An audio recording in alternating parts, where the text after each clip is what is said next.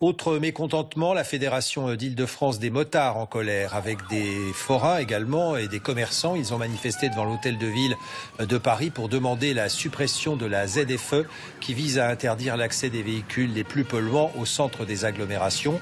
En région parisienne, le dispositif est déjà en vigueur depuis plusieurs années. Les critères d'entrée ont été relevés d'un cran avec une interdiction de circulation étendue aux véhicules estampillés critère 3, ceux qui ont été immatriculés entre juillet 2004 et décembre 2006 dans le cas des deux roues. Je vous propose d'entendre une représentante de ces motards. On trie les gens sous prétexte que leurs véhicules sont trop anciens et surtout qu'ils n'ont pas les moyens de les changer. Et à ce moment-là, on leur dit non, vous n'avez plus le droit de venir bosser, vous n'avez plus le droit d'emmener vos enfants, je sais pas, au ciné, vous n'avez plus le droit d'aller chez le médecin parce que le médecin se trouve dans centre-ville. C'est ahurissant.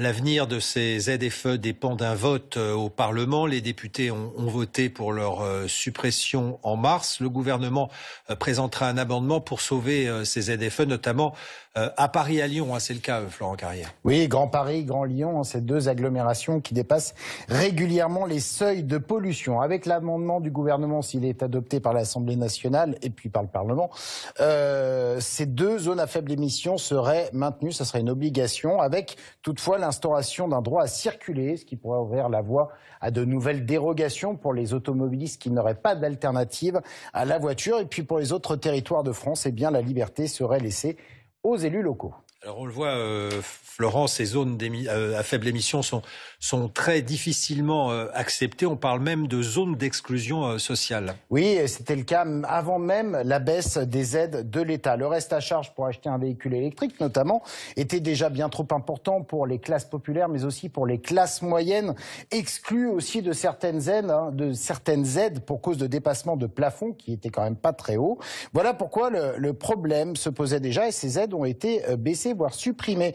La métropole du Grand Paris a réclamé en début de semaine à la ministre de la Transition écologique le rétablissement de la prime à la conversion, l'augmentation du bonus écologique et de la surprime ZFE et l'instauration aussi d'un prêt à taux zéro qui serait garanti à 100% par l'État. En face, pour seule réponse, Agnès Pannier-Runacher dit réfléchir à un fléchage du dispositif de leasing social vers les territoires dotés d'une zone à faible émission et elle rappelle l'enveloppe de 150 millions d'euros qui va doter le plan climat air énergie 2026-2029, bien insuffisant pour convaincre les députés qui sont hostiles aux zones à faible émission, d'autant que dans le Grand Paris, on a bien du mal à faire passer déjà l'interdiction des vignettes critères 3 en semaine et en journée depuis le 1er janvier dernier. La métropole, elle prévoit toujours de continuer son calendrier. On parle des critères 2 pour 2028, puis des critères 1.